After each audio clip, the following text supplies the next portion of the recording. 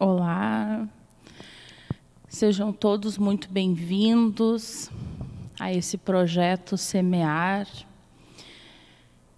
Que nós possamos, então, após a nossa conversa de hoje, nos sentirmos renovados e esperançosos em dias muito mais felizes. Possamos juntos, neste momento, onde estivermos, nos ligarmos em pensamento para fazermos a nossa prece inicial. Então, convido a todos que respire tranquilamente, calmamente, elevando o pensamento a Deus, que é Pai de todos nós, nos colocando numa posição de gratidão. Gratidão pelo dia de hoje, gratidão pela vida, pelas experiências diárias que temos. Que possamos, queridos amigos, neste momento, sentir a presença desses bons espíritos ao nosso redor. Que possamos cada vez mais acendermos a nossa luz interior através das pequenas práticas diárias.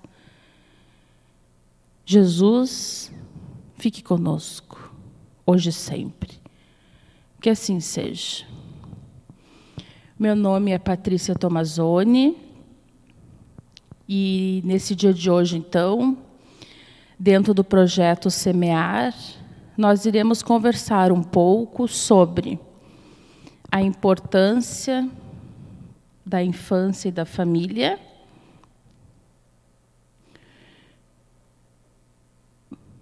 deixa eu ver se eu fiz certo aqui, a importância da infância e da família, evangelizar é educar, e vamos conversar também sobre a mediunidade infantil. Para tanto, nós usamos como referência o Livro dos Espíritos, capítulos 7, 9 e 10, o Evangelho segundo o Espiritismo, capítulo 14, Honrai vosso pai e vossa mãe, e o livro do Divaldo Responde, volume 2. Também usamos os livros dos médiuns, capítulo 18, e orientações para a ação evangelizadora espírita da FEB. Então, essas foram as nossas referências do assunto que nós vamos, então, conversarmos hoje. Para iniciarmos, então, o nosso assunto de hoje, nós pensamos em conversar sobre os pais. Quem são esses pais? Nós procuramos, então, no dicionário, no Luft, o que significa a palavra pai. E lá no dicionário nós encontramos indivíduo que gerou filhos, progenitor, autor, fundador e criador. Então, essa é a definição da palavra pais, o que são os pais. Mas nós iremos hoje conversar um pouquinho sobre o que nos diz a doutrina espírita, sermos pais. Então, lá no Evangelho, nós vamos encontrar a seguinte frase: a responsabilidade pertence a ambos. Deve ser delegada aos dois as tarefas domésticas junto aos filhos. Nesse livrinho do Divaldo, que eu citei antes, o Divaldo faz uma pergunta: por que algumas famílias, alguns casais, existe essa prática de delegar a função da paternidade e da maternidade para um deles? Normalmente, historicamente falando, nós sabemos que muitas famílias delegam a função para as mães, né? Então, o Divaldo vem responder essa pergunta, nos esclarecendo que essa responsabilidade, ela não é somente materna, ela não é somente da mãe, né? Essa responsabilidade é dos dois, do casal, do pai e da mãe. Então, cada vez mais nós percebemos essa evolução também na família, onde já vemos cada vez mais os pais, o homem, envolvido na educação dos seus filhos. E isso nos mostra o quê? A evolução que nós estamos tendo como humanidade. Porque as responsabilidades devem ser divididas, né? Porque nós sabemos que hoje a mulher, a mãe, também trabalha fora, a mãe também quer ter o seu cuidado consigo mesmo, né? Quer ter os seus momentos, assim como o pai também, né? Trabalha, tem os seus momentos, né? Que faz parte da vida de todos nós. Então, precisamos nos encaminharmos para essas divisões, entendendo a responsabilidade de ambos, como diz ali no livro, né? Nós precisamos, então, delegar funções dentro dos nossos lares. E o que acontece? Em muitas famílias, nós observamos que também a mãe, a mulher, às vezes toma tudo para si. Nós precisamos também observar que muitas vezes criticamos o pai, mas nós também não damos oportunidade desse homem ser pai destes filhos. Nós precisamos, sim, verdadeiramente, acreditar nessa divisão. Compreender que aquele filho não é nosso, não é meu, ele é nosso, né? Dividir esse filho. Isso a gente já trabalha o nosso egoísmo, né? Então, dividir o carinho, dividir a conversação, dividir a afetividade, a assistência moral e emocional com este pai. Dividir, né? Essa é a palavra, para juntos nós crescermos, criarmos estes momentos em família, criarmos estes momentos de pais e filhos, porque nós sabemos que o acaso não existe. Nós precisamos cada vez mais compreender e vivenciar que o acaso não existe. Aquela família não foi criada do nada. Então, lá no Livro dos Espíritos, nós vamos ver que o que é, então, a paternidade? Vêm os Espíritos nos responder. A paternidade é uma missão e, ao mesmo tempo, um dever. Então, queridos amigos, nós precisamos entender que essa missão, quem nos deu, quem nos dá, é Deus. Essa missão com este Espírito que está ali recomeçando, foi Deus que confiou em nós. Deus colocou o Filho sobre a tutela dos pais e facilitou sua tarefa lhe dando uma organização frágil e delicada, que o torna acessível a todas as impressões. Mas aos que se ocupam mais em endireitar as árvores do seu jardim do que endireitar o caráter de seu filho. Então, essa frase, que está escrita lá no Livro dos Espíritos, nos mostra que a paternidade é uma missão. Muitas vezes, na nossa ingenuidade, procuramos missões fora do nosso lar, fora da nossa realidade. Buscamos missões, né? Buscamos. E esquecemos que Deus já nos deu uma missão. Deus nos proporcionou essa oportunidade de sermos pais. Esse Espírito que está conosco, iniciando a sua caminhada tão bela, Deus nos confiou esta missão.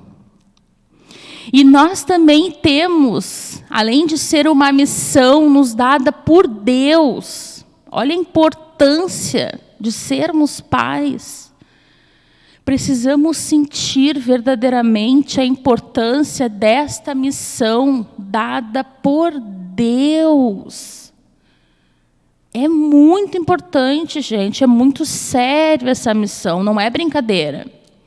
E além de ser uma missão, é um dever que nós temos. Um dever com Deus, um dever com este Espírito, um dever conosco mesmo. Eu procurei no dicionário também o que significa a palavra dever.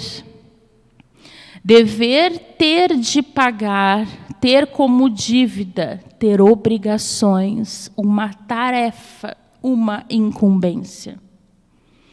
Então, cada vez mais nós percebemos que a paternidade é uma tarefa nos dada por Deus. E como eu disse antes, não existe o acaso.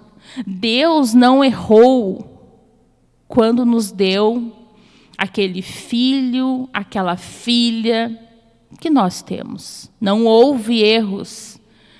Deus não erra. Deus é perfeito.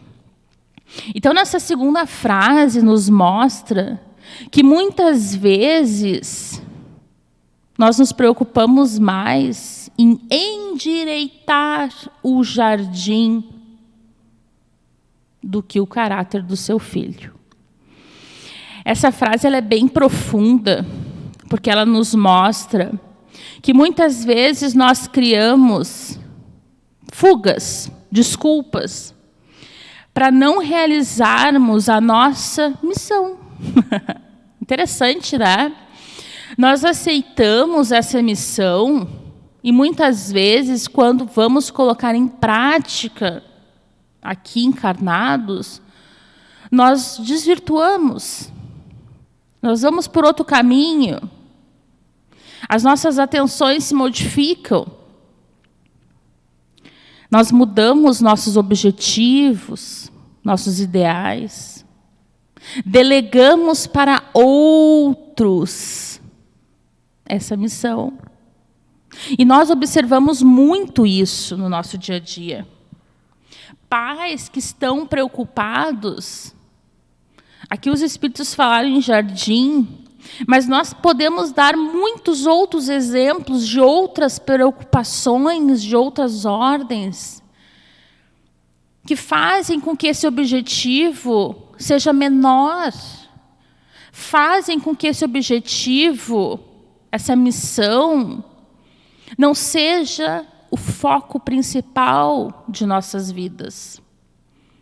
Nós nos detemos muitas vezes em ter uma casa limpa, confortável, organizada, e esquecemos de endireitar o nosso filho, endireitar o caráter do nosso filho.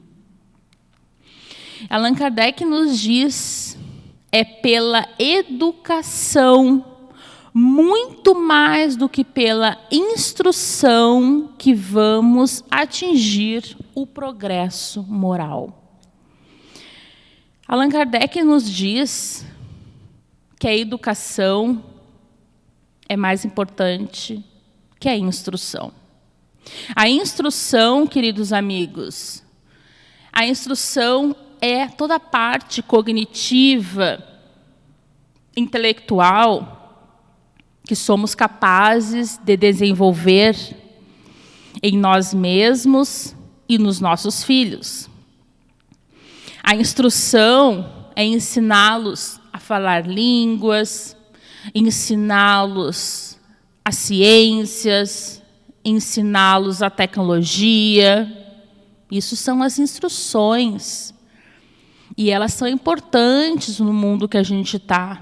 Nós não estamos dizendo o contrário, que a instrução não é importante. Mas nós estamos afirmando o que Allan Kardec nos diz, que a educação deve vir antes. A educação moral deste espírito,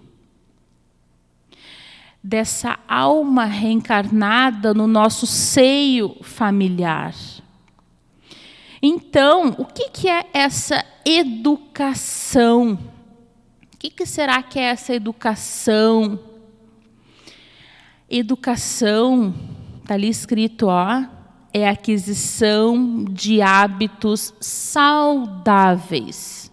Olha só que interessante. Nós estamos saindo da parte cognitiva e estamos entrando na parte afetiva. Estamos indo um pouquinho mais na parte espiritual deste ser. Não é o que nós queremos? O progresso moral do mundo e o nosso também. Então, nós precisamos ter aquisições de novos hábitos.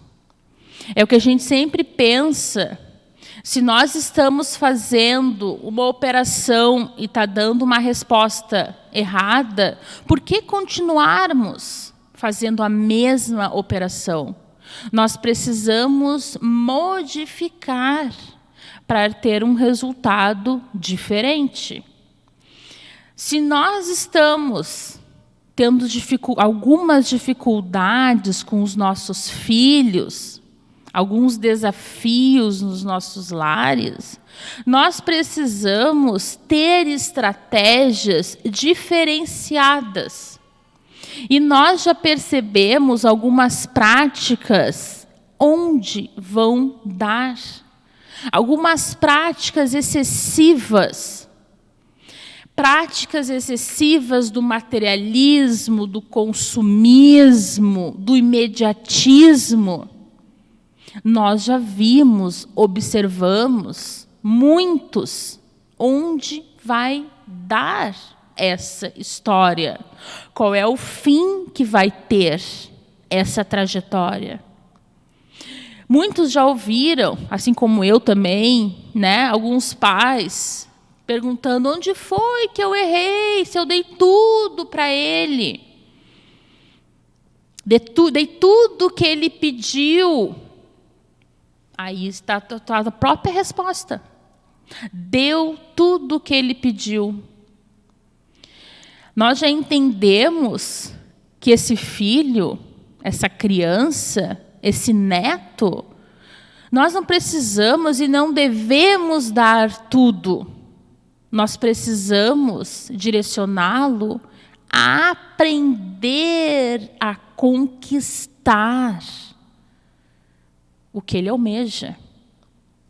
Então, assim, a nossa primeira frase ali, portanto, nem a energia que disciplina sem o amor, nem o amor que deixa de disciplinar. É aquela velha história do equilíbrio, do caminho do meio. Nós não precisamos ser disciplinadores o tempo inteiro sem a afetividade, sem o carinho. Não vai ficar no coração desse ser. Não vai fazer sentido para ele. Ele vai buscar fora de casa esse conforto. Mas o que nós percebemos muito hoje nas famílias é o contrário. É o amor que não dá disciplina. O amor que deixa fazer qualquer coisa por nome do amor. E nós já compreendemos que isso não é verdadeiro. Que o amor é nós direcionarmos para o melhor caminho. O amor, ele compreende, ele dá afeto, mas ele direciona. Quando nós estamos dando tudo para os nossos filhos, de ordens materiais, quando nós não deixamos nosso filho chorar, não, ele não pode chorar, ele não pode cair, ele não pode se machucar. Quando nós estamos criando nosso filho numa redoma, que não é verdadeira, isso não é amar. Amar é eu fortalecer esse meu filho para que ele seja capaz de resolver os desafios da vida. Porque todos nós iremos passar por desafios. Então, amar é dar fortaleza de sentimentos, de ações, de hábitos saudáveis. Isso é amar. Fortalecer este filho que veio no nosso seio familiar. Fortalecer. É então que se pode reformar seu caráter e lhes reprimir as más inclinações. Tal é o dever que Deus confiou aos seus pais, missão sagrada, pelo qual deverão responder. Então, queridos amigos, que nós possamos pensar e cada vez mais julgar menos. Que aqueles que têm essa missão e que não conseguem ser felizes nessa missão, e nós temos muitos exemplos na nossa sociedade, que nós possamos ser cristãos e não julgar. Não julgar este pai, esta mãe. Que possamos compreender que todos nós somos filhos de Deus, estamos numa caminhada.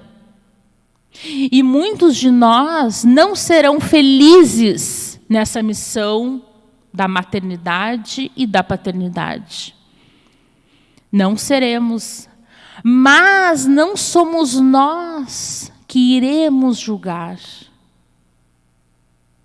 A Deus, por Deus foi dada essa missão. E este espírito de mãe, de pai,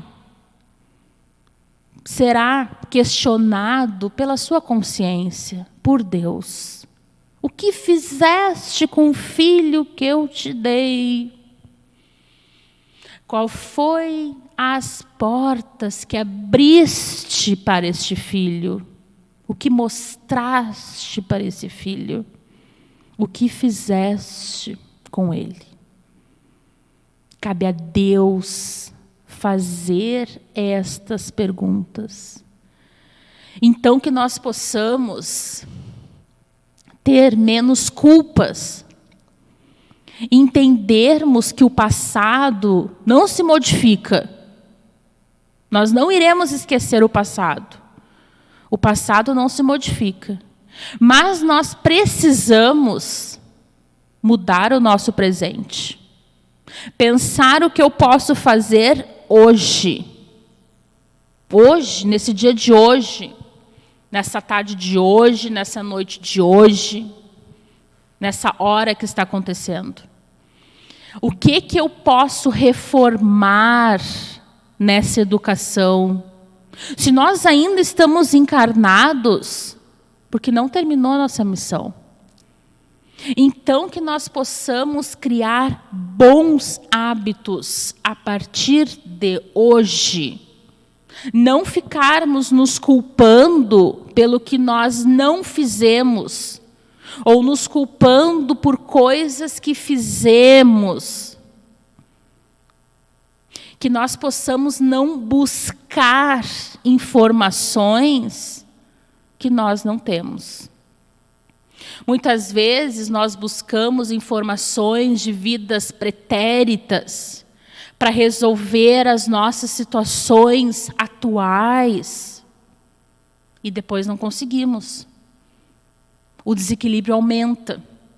Porque nós precisamos compreender que o véu do esquecimento que foi nos dado por Deus, por algum motivo tem.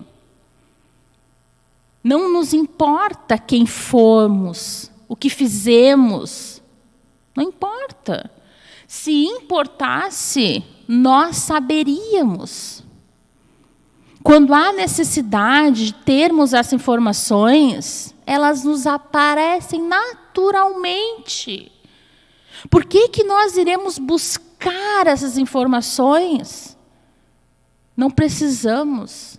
A família deve ser um ambiente amoroso, verdadeiro, onde todos possam se sentir seguros e compreendidos. Que esse nosso filho se sinta seguro dentro do nosso lar. Perceba em nós uma pessoa amorosa, carinhosa. Que ele veja em nós uma pessoa que ele possa confiar.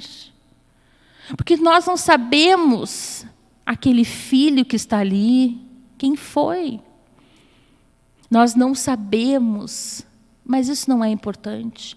Mas nós precisamos acolhê-lo. Acolhê-lo. E se dentro de nós vier um sentimento contrário a isso, contrário ao amor, e isso acontece, mesmo que muitas vezes nós tenhamos vergonha de falar, acontece. De algumas mães, alguns pais não terem aquele amor infinito por aquele ser. E se isso acontecer, está lá escrito no Evangelho, que nós possamos orar e pedir perdão. Orar e pedir perdão, porque às vezes o sentimento é muito forte. E Deus vai nos dar força para que possamos enfrentar, minimizar esse sentimento. E quem sabe trocar esse sentimento. Porque aquele filho que está composto da nossa família pode ter sido nosso inimigo de outrora, nós não sabemos, ou vice-versa. Mas a família é constituída para a nossa evolução. Para a nossa evolução juntos. Por isso estamos nesta família. Nós precisamos compreender que essa união é necessária, que não existe um mais evoluído que o outro. Existe nós evoluirmos juntos. Quando um de nós, componentes dessa família, falha, foi toda a família que falhou. Não foi só aquele membro da família. Quando uma família tem um ente que se suicida, que se droga, que comete N crimes, não foi apenas ele que errou. Foi toda a família. Essa família está junta para junta vencer as dificuldades. Ninguém tem o desafio maior do que consegue enfrentar. Ninguém. Se Deus já nos deu aquela missão para aquela família, é porque já somos capazes. Como é bom ouvir isso, isso nos deixa muito felizes, é um conforto. Porque se Deus confia em nós, é porque já somos capazes. Então que possamos nos ligarmos ao alto, fazermos as nossas rogativas, pedindo amparo, força, para enfrentar os desafios em família. Pestalozzi, que foi um grande educador, nos mostra a importância do aspecto global e equilibrado, afirmando o que nós falamos antes, né? Nós precisamos trabalhar neste ser a autonomia, cada vez mais pensando nas duas asas do equilíbrio, a asa intelectual e a asa moral. Muitas vezes pensamos, mas ele é tão inteligente, esse meu filho, ele sabe tudo. Eu não preciso falar muito, ele aprende rápido. É uma criança superdotada, é um ser de luz. Muitas vezes eu já ouvi isso. Pessoas, pais falando, avós, professores. Queridos amigos, infelizmente eu tenho a notícia para dar para vocês que os espíritos de luz não estão entre nós. Este ser que está recomeçando, ele pode ter a asa intelectual muito elevada, mas ele veio, então, trabalhar o lado moral. É o moral, o espiritual, do sentimento. E esse é mais difícil de trabalhar. Bem mais difícil. É difícil a gente perdoar. É difícil a gente ser menos egoísta, menos orgulhoso. A parte que move os nossos sentimentos milenares é bem difícil. Por isso que nós estamos aqui de novo. Por isso que esse espírito veio, esse bebezinho lindo de novo, pequenininho, fofinho, frágil. Por que ele veio de novo recomeçar? Porque ele não aprendeu ainda tudo. Por isso que ele está conosco. Para nós direcionarmos este ser, esta criança que na nossa família se encontra. E quantas vezes essa criança nos aparece nos nossos lares sem nós termos feito este planejamento? É interessante, né? A gente percebe, às vezes, pessoas que falam assim, não, eu não vou ter filho. Ou, eu já tive meus filhos tão criados. Eu já fiz a minha missão, já fiz a minha parte. E aí, daqui um pouco, se depara com uma situação familiar, onde fica em seu seio doméstico um ser pequeno, pequenino, jovem, recomeçando. Então, são os caminhos que o plano espiritual traça para nós, que muitas vezes nós não estávamos esperando. Mas, se está conosco, a missão é nossa. Que possamos desenvolver essa educação integral neste ser. Educação integral. Essa educação integral que trabalha com o coração, com a cabeça e com as mãos. Olha que interessante isso. Integral. O que é o coração? Eu coloquei ele entre parênteses. Coração. Brotar o amor de Deus e ao próximo. A cabeça, a formação inteligente. E as mãos, estimular atividades manuais e o trabalho em geral. Percebendo isso, essas três pontes para a educação integral, nós percebemos o nosso trabalho perante este novo ser, colocando em prática estes ensinamentos, estimulando este ser a fazer atividades com as suas mãos. A gente perdeu um pouco disso, de ensinar esses pequenos a fazer algo que eles gostem, com as suas próprias mãos, usando o seu corpo. Isso é importante. Isso desenvolve esse ser integral. A gente lembra lá de Paulo de Tarso, ele tinha habilidades dele, que ele aprendeu na infância, que era ser artesão.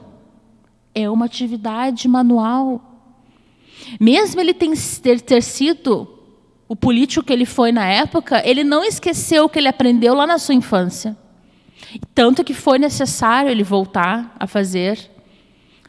Então, como é importante a gente estimular essas atividades manuais, conhecer o que o nosso filho gosta. Como tem o lado belo desse isolamento social que a gente vê nas mídias, de pais dando seus depoimentos, conhecendo melhor o seu filho, agora que tendo que fazer o trabalho remoto, conhecendo os gostos dos filhos. Não sabiam. Meu filho gosta disso, não sei bem o que ele gosta. E agora essa oportunidade de conhecer, se aproximar dessa realidade desse filho, é uma oportunidade que Deus está nos dando. Então, que nós possamos lembrar destes 3 elos. Eu vou falar um pouquinho mais na frente sobre o coração. Então, a infância. O que é essa tal dessa infância, né? Por que será que tem essa infância? A infância, queridos amigos, no mundo que a gente está, ela é importante, necessária, como eu disse antes. O espírito que anima o corpo de uma criança pode ser mais desenvolvido, se mais progrediu. Esse espírito que está ali naquele corpinho, ele pode ser muito mais antigo do que o nosso, com muito mais experiências que o nosso, como pai, como avó, enfim. Mas a infância é uma necessidade. Está na natureza e segundo as vistas da providência, essa parte é interessante. É um tempo de repouso para o espírito. Olha só que interessante. É um tempo de repouso para o espírito. Por que será que é um tempo de repouso? Porque neste momento, ele não tem claro todas as experiências. Ele tem aquelas experiências guardadas dentro dele, mas ele não lembra, não vem à tona. Diferentemente quando se torna adulto, mais jovem, onde já vem muito mais forte aqueles sentimentos do verdadeiro espírito que ali está. Por isso é tão importante a infância. A infância é onde ficam as impressões mais profundas para esse adiantamento deste ser.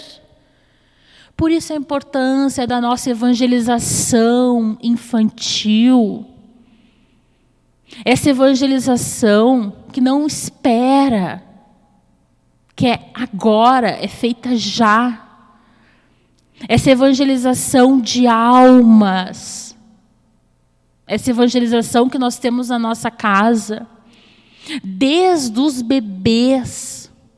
Trabalho amoroso que é feito pelo plano espiritual, junto com os tarefeiros da evangelização, com estes seres, desde pequeninos, porque são essas impressões que vão ficar gravadas.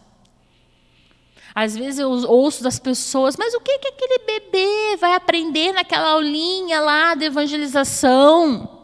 O que ele vai aprender? Tudo. Ele vai aprender a visualizar Jesus.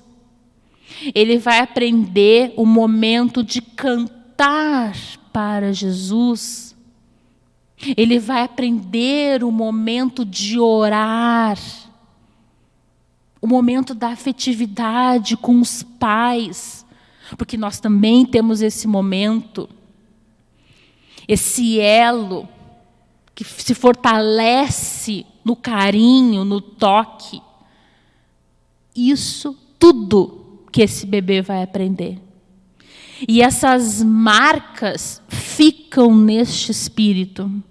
E o trabalho espiritual que é feito dentro das aulas de evangelização, o livro Evangelização no Além nos narra esse trabalho espiritual, que nós muitas vezes não temos sequer noção do trabalho que é feito ali. Esse amparo deste espírito, desta família. Então, muitas vezes, nós não conhecemos os segredos dessa criança que nos apresenta inocente. Não sabeis o que são, nem o que foram, nem o que serão. Mas não nos cabe esse julgamento. Nos cabe o trabalho com amor e disciplina.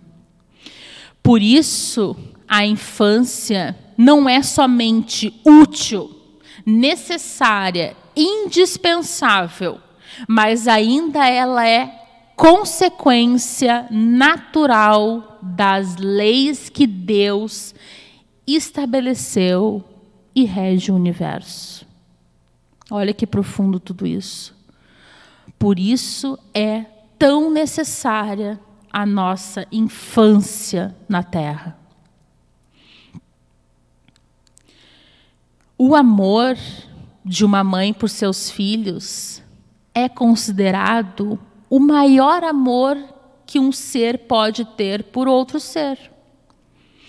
Como eu disse antes, aqueles que não têm, que não percebem este amor, as mães que não percebem esse amor, que não sentem esse amor, não precisam se crucificar.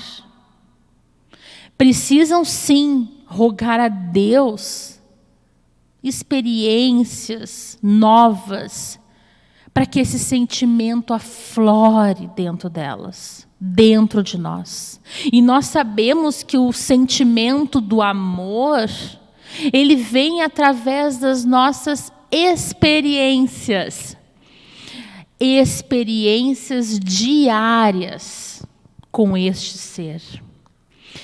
E para que não lhes possa impor uma severidade muito grande, dá-lhes todas as aparências da inocência. Então essa criança, esse espírito vem com essa aparência inocente, para que a gente possa desenvolver este amor, esse amor verdadeiro por esse espírito.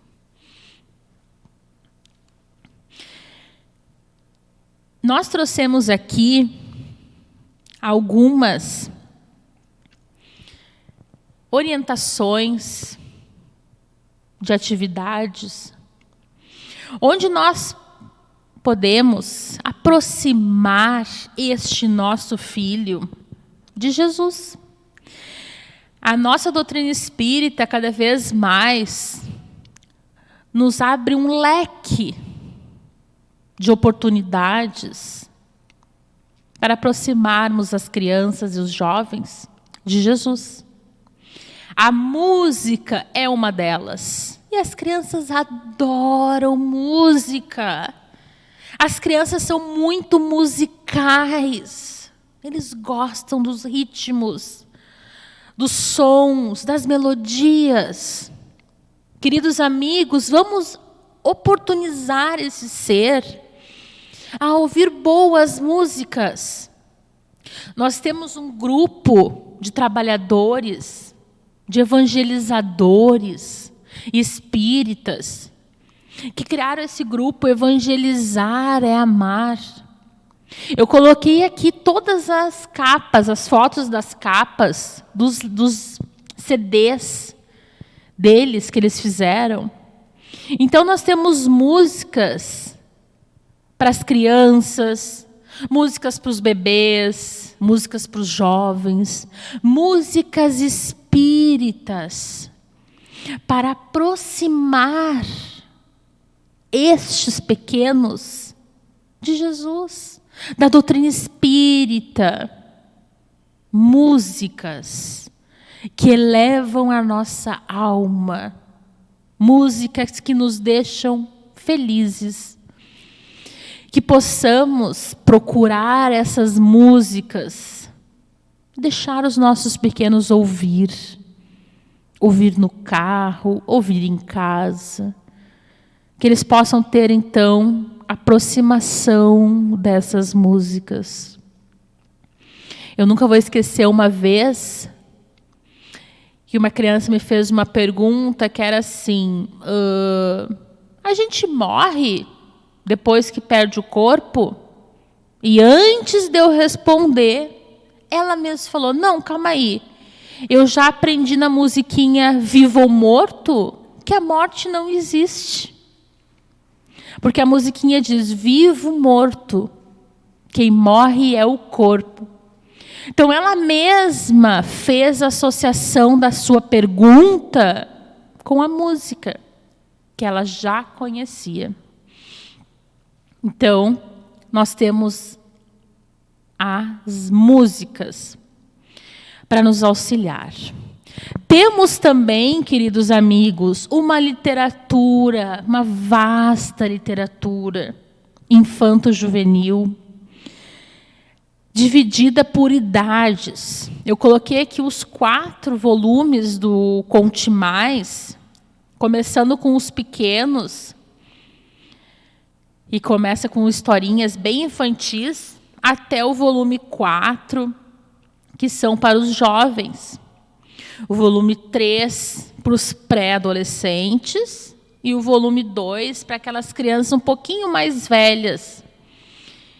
Eles têm muitas histórias de todas as ordens, trabalhando a parte moral e espiritual de uma maneira lúdica com estas crianças, com estes jovens. Nós temos também essa coleção do Livro dos Espíritos para as crianças. Esses livros são excelentes, porque eles têm toda a parte do Livro dos Espíritos, do Evangelho, do céu e inferno, com imagens que as crianças adoram. Então, são os textos das nossas obras básicas direcionados para as crianças.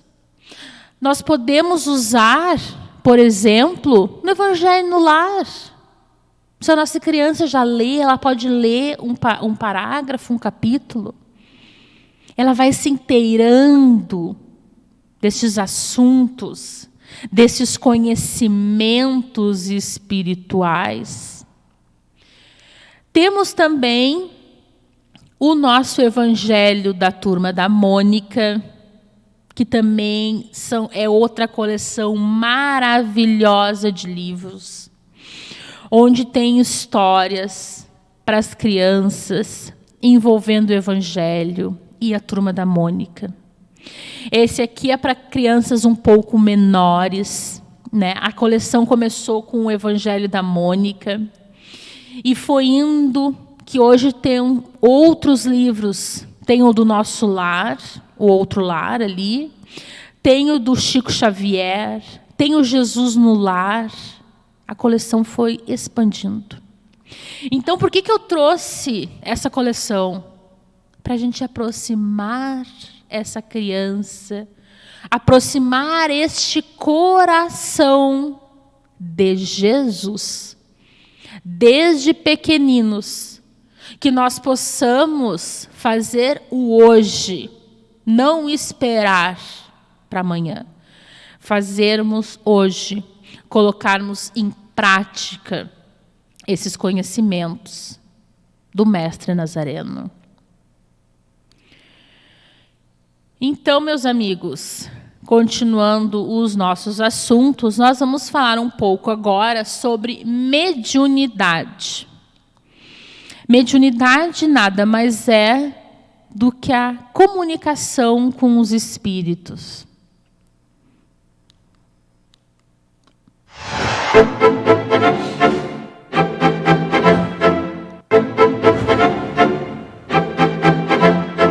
No passado, eles eram chamados de profetas, pitonisas, oráculos.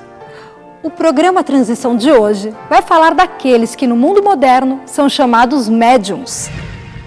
Mediunidade é um termo criado por Allan Kardec. A mediunidade é uma faculdade como, por exemplo, a inteligência é uma faculdade humana. Que possibilita o intercâmbio entre os que estão encarnados e os que estão desencarnados. É essa faculdade que permite ao espírito desencarnado se comunicar com o mundo físico, com os encarnados, através daquele que é médium, que possui nessa faculdade um desenvolvimento propício à captação da mensagem que o espírito está desejoso de transmitir. Allan Kardec não inventou os espíritos, não inventou a mediunidade. Isso nós já conhecemos em vários períodos da humanidade. Sócrates, através de uma pitonisa, recebeu a sua missão, quando ele responde que ele sabia que nada sabia, só sei que nada sei. Mesmo Moisés também proibiu o culto aos mortos. Os egípcios também tinham a prática da mediunidade, talvez com outro nome. Então é importante que nós possamos entender que a mediunidade sempre esteve presente em todas as épocas da humanidade. Acontece que a denominação médium e mediunidade surge com a doutrina espírita, com a proposta de Kardec. A espiritualidade, os espíritos, estão sempre buscando um meio de se fazerem presentes e de transmitirem o seu pensamento, alguma coisa que estejam desejosos aos encarnados. Portanto, é uma faculdade muito preciosa e deve ser, pelo médium, que já apresenta de uma maneira ostensiva, objeto de estudo, objeto de pesquisa, para que ele possa desempenhar bem o seu trabalho mediúnico. Mediunidade e médium são coisas de conceitos diferentes, assim como medicina e médico são coisas diferentes. Então, mediunidade é a faculdade que o ser humano possui de fazer isso.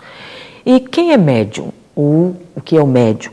Médium é aquele que sente, num grau qualquer, a influência dos espíritos. A mediunidade, como Allan Kardec fala muito bem no Livro dos Médiuns, é toda e qualquer influenciação espiritual que nós temos. Então, todo aquele que sente em qualquer grau a influência dos espíritos é médium.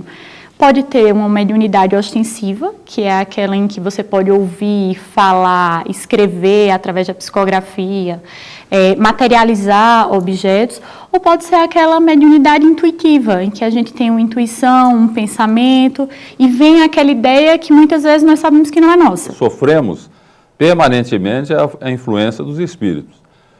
Segundo aquilo que nos revela a doutrina espírita, a quantidade de espíritos desencarnados é muito maior do que de espíritos encarnados aqui na Terra. Segundo Chico Xavier, a população da Terra é de perto de 25 bilhões de almas em evolução, 7 bilhões encarnados e o resto, 18 bilhões desencarnados.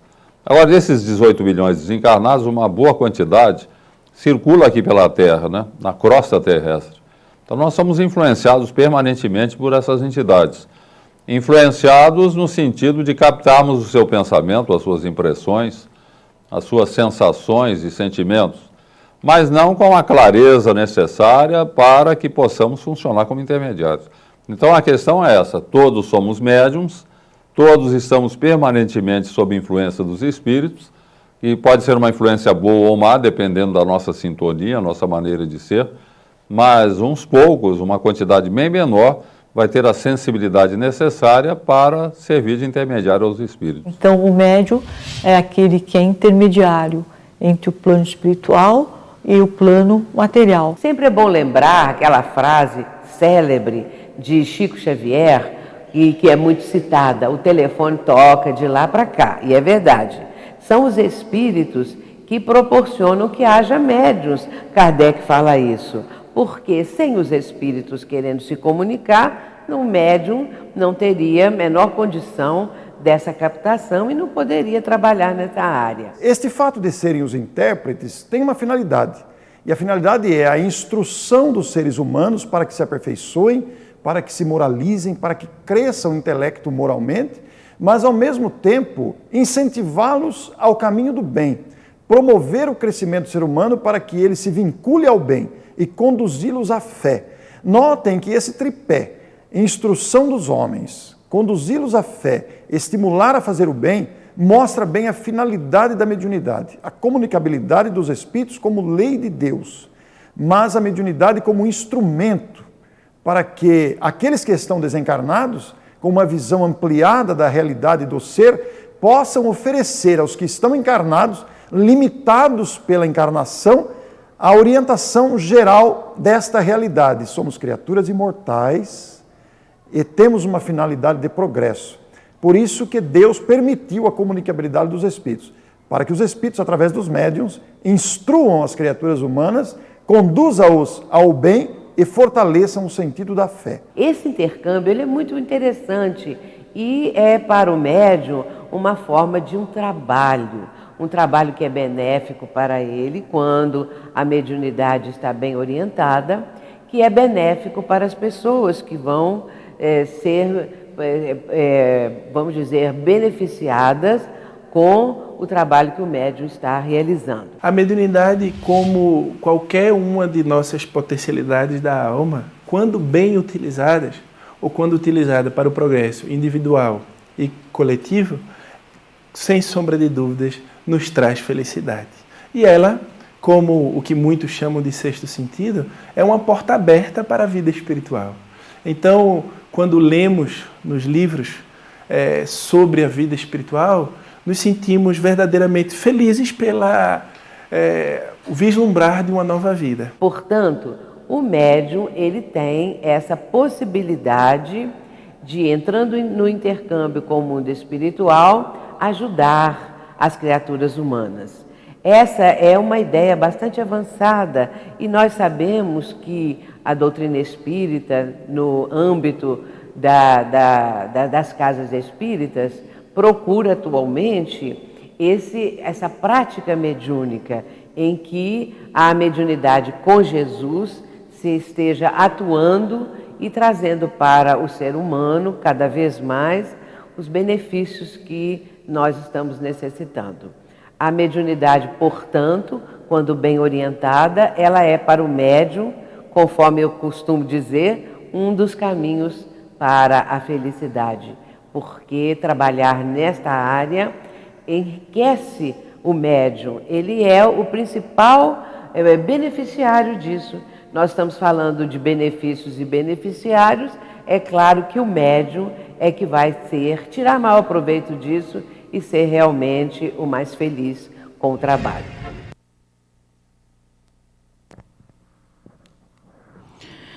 Então, falando um pouquinho, e já finalizando, né? Nós está chegando no nosso horário. Falando um pouquinho sobre mediunidade infantil, após assistirmos esse vídeo, nós vamos lá para a pergunta do livro dos Médiuns, no capítulo 18, pergunta 221, no item 6, que nos fala o seguinte: haverá inconveniente em desenvolver-se a mediunidade nas crianças? Allan Kardec perguntou aos espíritos. E estes respondem: certamente, e sustento como é muito perigoso, pois que esses organismos débeis e delicados sofreriam por essa forma grandes abalos. Então, os espíritos estão nos dizendo que não é recomendável essa mediunidade infantil. A mediunidade, ela precisa ter um equilíbrio físico e moral, né? E essa criança não tem. E ali diz, né? Os pais prudentes devem afastar estas ideias. Continuando nessa mesma questão, Allan Kardec pergunta, mas e aquelas crianças que têm naturalmente esses efeitos físicos, escritas e visões? Apresenta o mesmo inconveniente? E os espíritos respondem, não. Quando uma criança, a faculdade se mostra espontânea, é que está na sua natureza e que a sua constituição se presta a isso. O mesmo não acontece quando é provocada e sobrexcitada. Então, muitas vezes, a criança nos mostra, nos dá exemplos que tem mediunidade, né? Mas quando é algo natural, não provocado ou excitado pelos pais. Eu vou falar um pouquinho do que a gente vai fazer quando essa criança acontece isso. Mas, antes disso, a última pergunta. Existe idade para começar a mediunidade? E os espíritos respondem, não há idade. Tudo depende do desenvolvimento físico e moral deste espírito. Mas os espíritos não nos aconselham que as crianças desenvolvam a mediunidade. Como é que a gente deve proceder, então, quando essa criança começa a nos relatar essa mediunidade?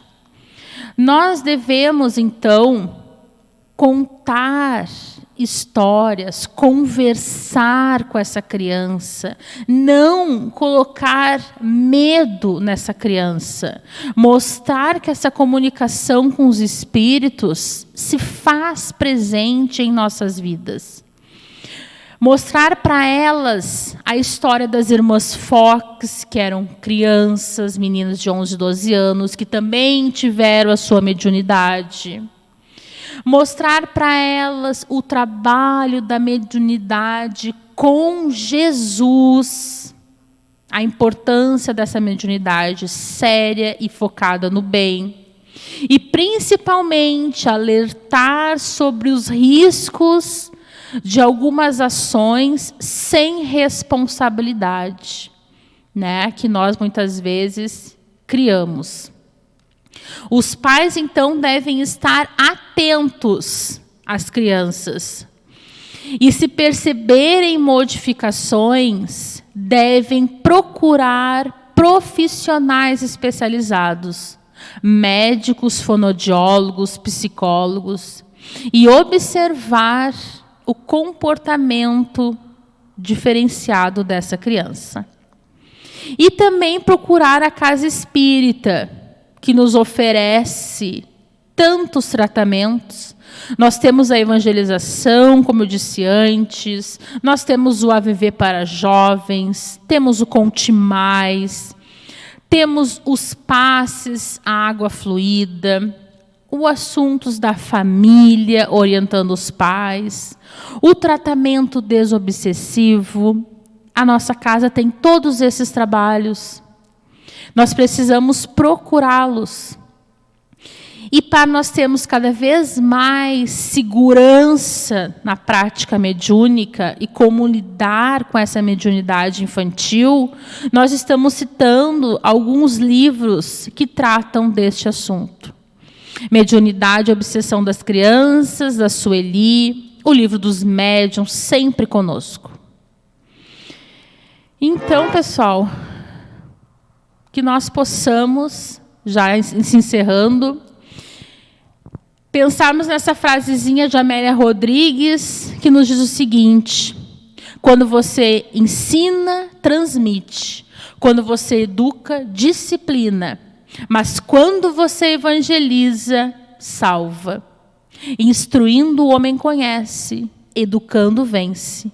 Evangelizado, serve sem cansaço, redimindo. A alegria da alma constitui os belos dias da vida, seja qual for a época. Agradeço a todos pela atenção, que possamos cada vez mais refletirmos, Então, convido a todos para fazermos a nossa oração final, neste momento, com alegria dentro dos nossos seres, alegria de vivermos, alegria das oportunidades, da alegria de saber que os bons confiam em nós e estão conosco. Que possamos todos os dias vermos o lado belo de todas as situações das nossas vidas. Que a paz de Jesus verdadeiramente esteja conosco. Que possamos cada vez mais sermos dignos de tanta proteção e tanta luz. Que assim seja.